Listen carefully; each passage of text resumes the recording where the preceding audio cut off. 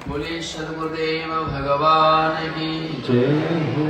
श्री चंद्रदेव भगवान की जय हो। सनातन धर्म की जय हो। गौ मैया की जय हो। भक्त भगवान की जय हो। जय जय श्री राम। सभी लोग जो माताएं गैलरी में हैं बैठ नहीं सकती तो खड़ी होकर के 5 मिनट के लिए, क्योंकि कल हम आपसे नहीं कहेंगे कि आप आके हमें सुने। हो सकता है कि हम और आप एक दूसरे के रूबरू होकर के मिलते रहेंगे, लेकिन इतने पूज्य सद्गुरुदेव भगवान और संतों का दर्शन न जाने कब हो, कोई पता नहीं है। तो जितना हम लाभ ले सकें, देखिए हर वस्तु को अपना अपना अधिकार होता है और सबको अधिकार से बात करनी चाहिए और सबको अधिकार देना चाहिए। जैसे दृष्टि का अधिकार, वाणी का अधिकार, कान का अधिकार, हाथ का अधिकार और पैर का अधिकार और कंठ का अधिकार। अधिकार अपने अपने सब हैं। आंखों का, दृष्टि का अधिकार और दृष्टि की प्रसन्नता संसार को निहारने में नहीं है। ये आंखें भी दुखी हो जाती हैं। ये आंखें कहती हैं कि मैं संसार के स्वरूपों को देखते देखते थक गई, धुंधली हो गई हूं, मुझे अच्छी तरह दिखाई नहीं देता। संसार की प्रसन्नता में मेरी प्रसन्नता नहीं है। तो किसी ने कहा तो तेरी प्रसन्नता किसमें है? तो दृष्टि ने कहा, आंख ने कहा मेरी प्रसन्नता संत पुरुषों के दर्शन और भगवत दर्शन में जो मुझे प्रसन्नता मिलती है, वो प्रसन्नता संसार को निहारने में नहीं। कान की प्रसन्नता संसार के वे अर्थ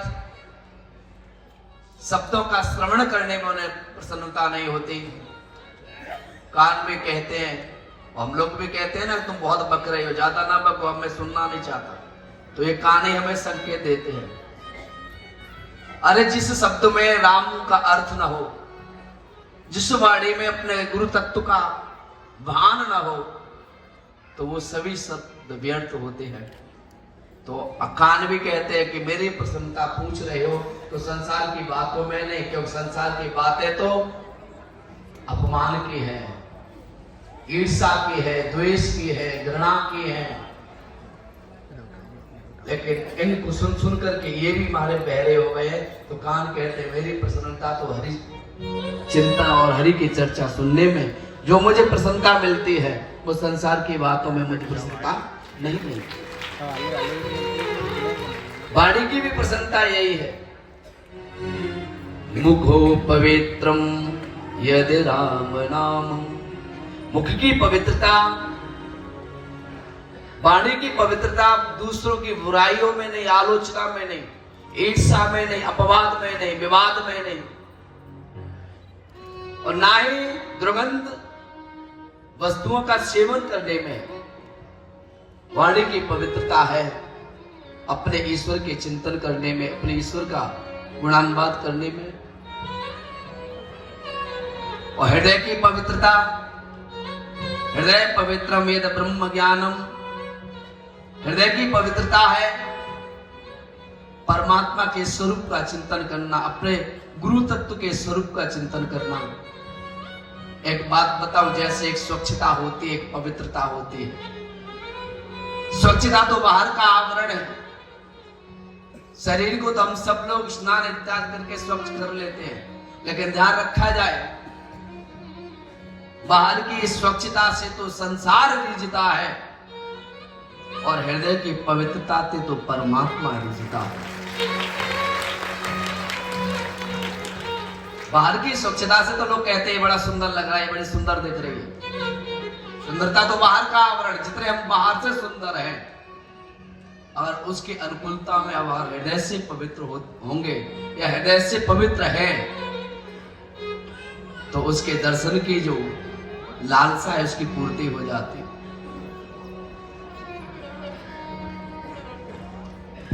पैरों की भी पवित्रता,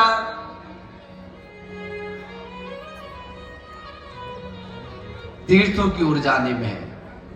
ये पैर वही धन्य है जो सत्संग के लिए जाएं, यज्ञ के लिए जाएं, मंदिरों के लिए जाएं, गुरुदेव के आश्रमों के लिए जाएं। जो सतमार्ग के लिए जो पैर उठाया जाता है, धर्म के लिए जो पैर आगे बनकर के अगुवाई करता है, तो वो पैर भी कहता है कि मैं धन्य हूं कि आज मैं और मेरे चलने के सही तरीके का सही सदप्रयोग अगर हो रहा है तो धर्म के लिए चलने में मेरा सदप्रयोग हो रहा है। कहते हैं ना, आजकल एक परंपरा चलती है गुरुदेव भगवान के सामने, जैसे लोग पैर छूते हैं ना तो पैर घोंटू से छू लेते हैं और घोंटू से छू के और हृदय से लगाते हैं। एक बात बता, हृदय से क्यों लगाते, सिर पे क्यों नहीं लगाते? पैर छुए दोनों घुटनों से और हृदय पे लगा लेते, ऐसा क्यों? तो किसी महापुरुष ने बहुत अच्छी बात की, बोले इसलिए पैर छूते हैं और घुटनों के वो इसलिए पैर छू के हृदय से लगाते। वो कहते हैं कि जब तक जाके दोनों घोंटू टूट नहीं जाएंगे तब तक वो तसल्ली नहीं मिलेगी। जब तक तेरे दोनों घोंटू टूट नहीं जाएंगे तब तक वो तृप्ति नहीं मिलेगी, हृदय की प्रसन्नता नहीं मिलेगी। एक बात बताऊं, जिस तरह से पैर से कांटा निकल जाए, पैर से कांटा निकल जाए तो चलने में आनंद आता है, हृदय से अहंकार निकल जाए तो जीवन जीने में आनंद आता है।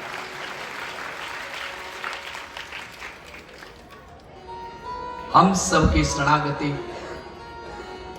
सबको सबका अधिकार है, कंठ का अधिकार आचमन करना है, लेकिन हम सब लोग भूल रहे हैं। आज इस पावन यज्ञ में जो कितनी बड़ी ईश्वरी कृपा है कि माघ महीने के शुक्ल पक्ष में की प्रतिपदा से लेकर के पूर्णमासी तक 15 दिन निरंतर चला है और शायद 15 दिन तक ये अनुष्ठान जो चला निर्विघ्न आज संकल्प कृत की ओर बढ़कर के पूर्ण आहुति की ओर है। तो निर्विघ्न और समस्त हृदय के भाव को एकत्रित करके सबको इकट्ठा जोड़ने में अगर किसी की कृपा रही है तो भगवत कृपा, गुरु कृपा दोनों ही रही है।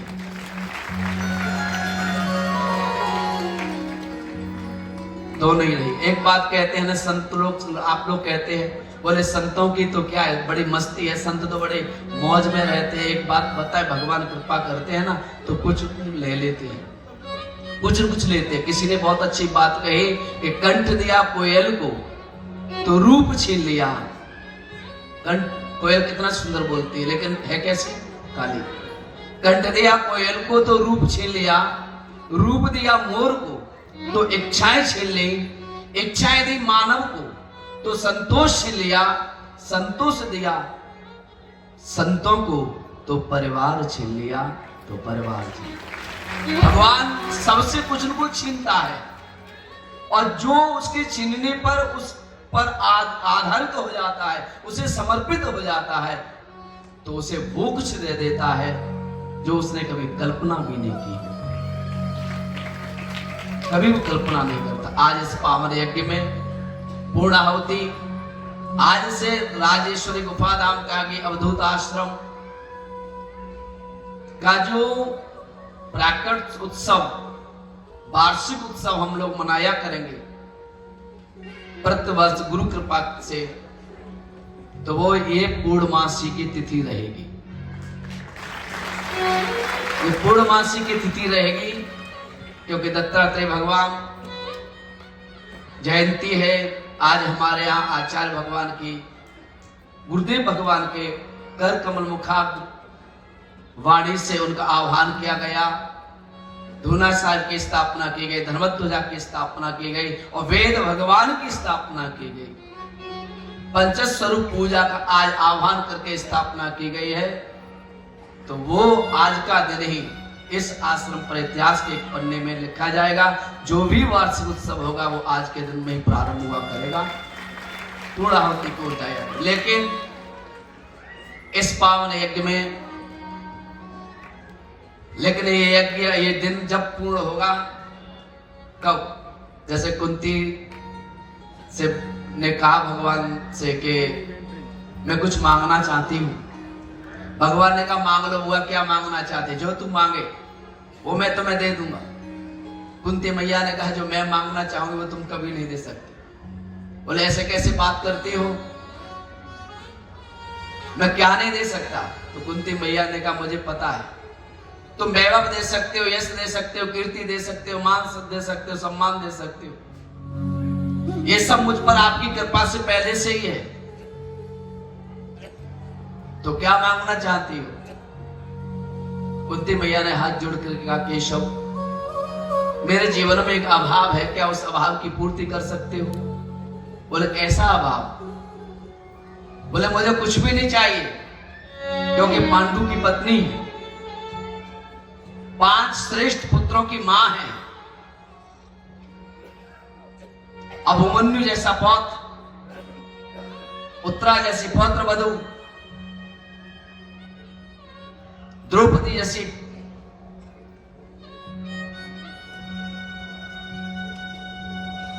पुत्र वधू और राजमाता का सम्मान, सब कुछ है, मुझे कुछ नहीं चाहिए।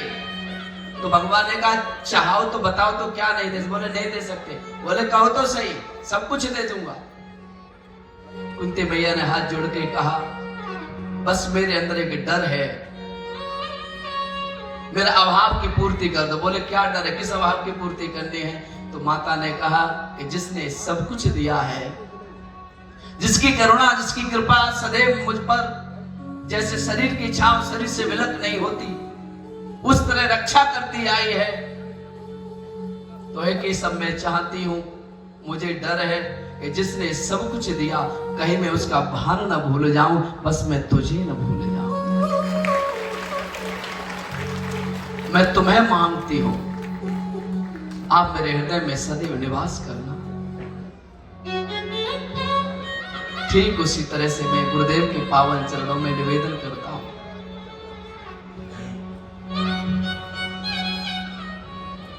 समस्त प्रजा की ओर से, समस्त भक्तों की ओर से, कि इस तिथि को जो वार्षिक रूप में मनाया जाया करेगी, लेकिन उस तिथि की शोभा, उस तिथि का उत्साह कब आकर के पूर्णता की ओर जाएगा? जब सदगुरुदेव इसी जगह इसी मंच पर बैठ करके उस वार्षिक उत्सव का हम सबको अपने वात्सल्य के अनुराग से आशीष देंगे। और आप चाहते हैं कि प्रत्येक वर्ष के किसी बाबा जी के सानिध्य में मिले, महाराज जी को संकेत करके बताइए सर, हाथ उठा के बताइए सर। समस्त प्रजा का बाबा श्री के चरणों में, गुरुदेव भगवान के चरणों में निवेदन है, हाजिरी है, क्योंकि बगैर गुरु की कृपा से जीवन खाली है साहब। गोदों में तो गोद हमने हजारों देखी है, पर मां जैसी गोद नहीं। बलों में बल तो हम लोगों ने हजारों देखे, पर भाई जैसा बल नहीं। प्यारों में तो प्यार हजारों देखे, पर बहन जैसा प्यार नहीं। और ज्ञानियों में तो ज्ञानी हजारों देखे हैं, पर गुरुदेव जैसा ज्ञानी।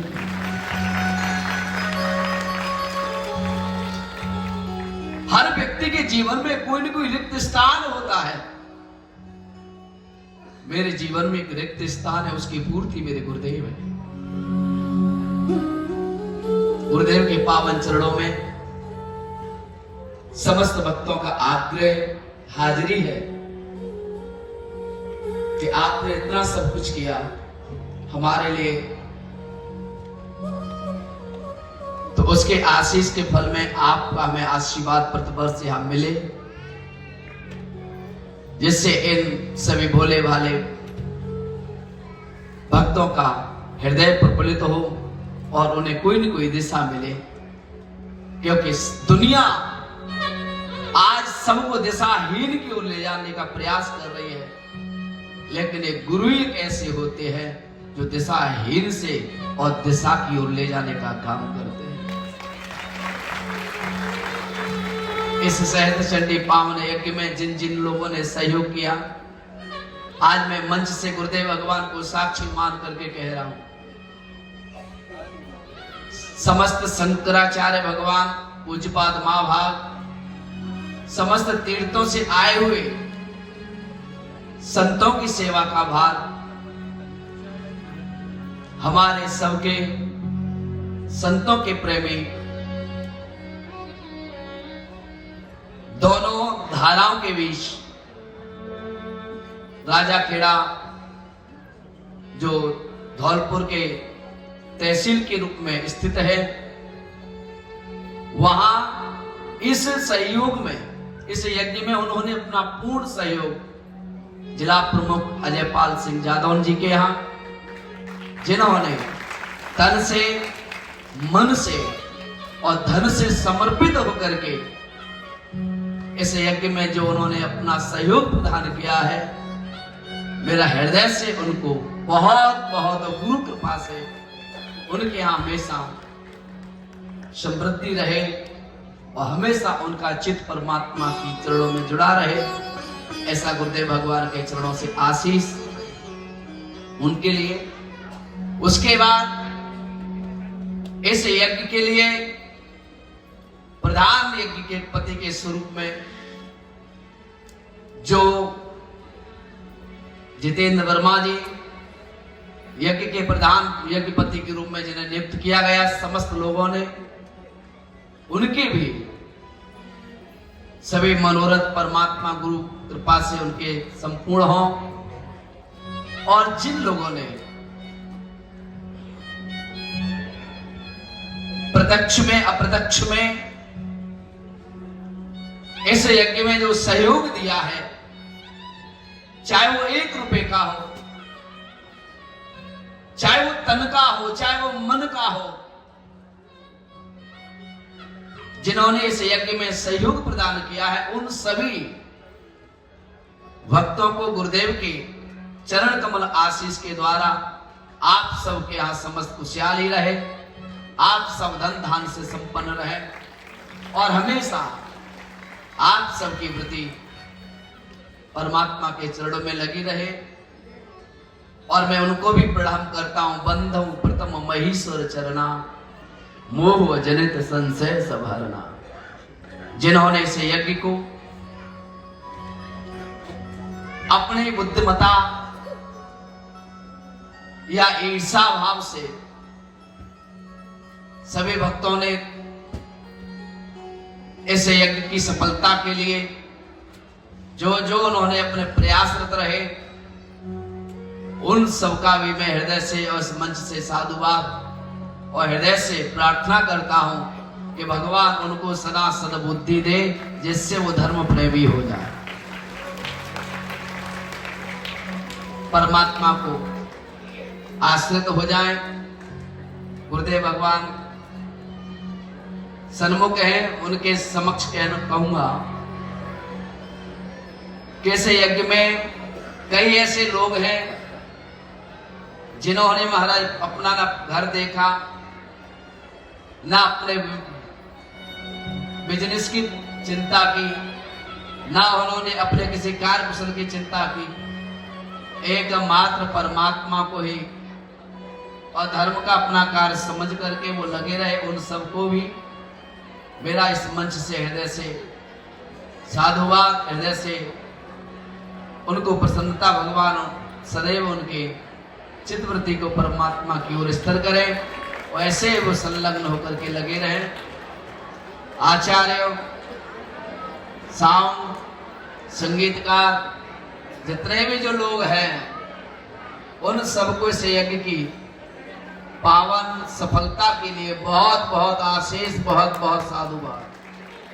2 मिनट भगवत नाम संकीर्तन के साथ बाणी को प्रणाम और सभी अपने अपनी व्यवस्थाओं में संलग्न रहे। हरि शरणं, हरि शरणं, हरि शरणं। शरणं